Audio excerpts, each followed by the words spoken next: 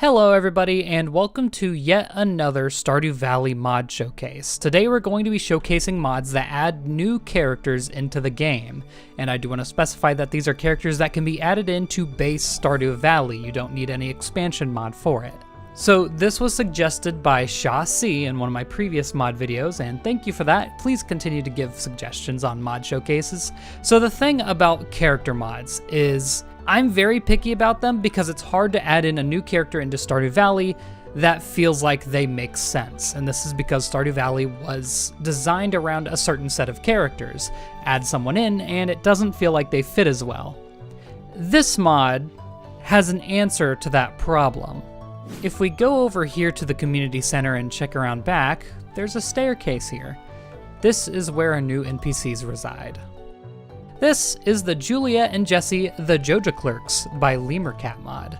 This adds in two characters that swap out on their shifts at Joja. This makes it fit because this is a character that previously had no real dialogue, no interactions at all, and replaces that character with, well, actual characters.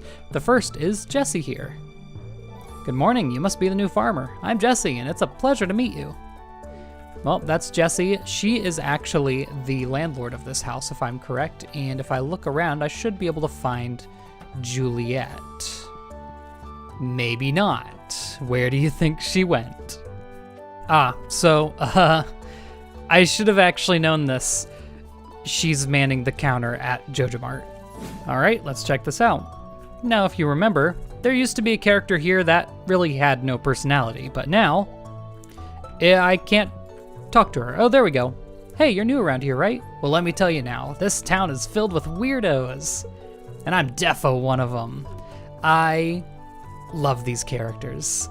I have played a little bit into their little storylines, and I just want to mention real quick how much effort it takes to make an NPC character mod, because you need to add in dialogue for all the festivals, all of these special events for hearts, dialogue for different days, different weather, different seasons. It's a lot of work goes into it. So I just want to put that out here ahead of time. So yeah, this is Juliet and Jessie, the Joja Clerks, replacing an NPC that previously had no interaction. Next, I just want to show some characters that are added kind of out of nowhere. They don't replace anyone, they're not enhanced, they're just new characters that show up.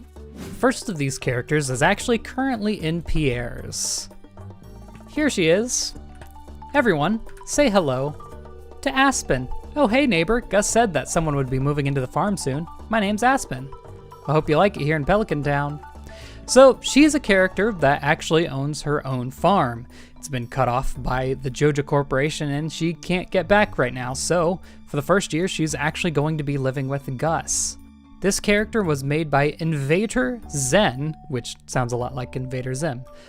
Again, she has all the work that custom characters have, all these different dialogues. She is also romanceable. I think all of the characters I've added are romanceable. And the reason I chose Aspen is not only because I really liked her character design, she looked like she fit into the town, but because she also has some dialogue lines with, here she is, with this character. Oh, hey there, you must be the new farmer. I'm Shiko, don't be a stranger, okay? Ooh, she has more dialogue. I just moved in a year before you. Gus is letting me crash at his place. They're both staying at Gus's place. And I believe Aspen is the newer of these two mods. So what the developer did is actually make Aspen have some dialogue lines that reference Shiko, which adds in a little bit of a crossover. Shiko is also romanceable, of course. She is a retired model that moved down from Zuzu City, so I believe she would be considered one of the older characters in terms of bachelors and bachelorettes, which is something I also focused on while looking for these characters, because as someone who's 25, and a lot of these characters feel 18 or 19, it's nice to have some choices of older people. Now our next character, if you were getting a little overwhelmed by the women, is not home, but you can see that it adds on a little home in the library. He's a professor.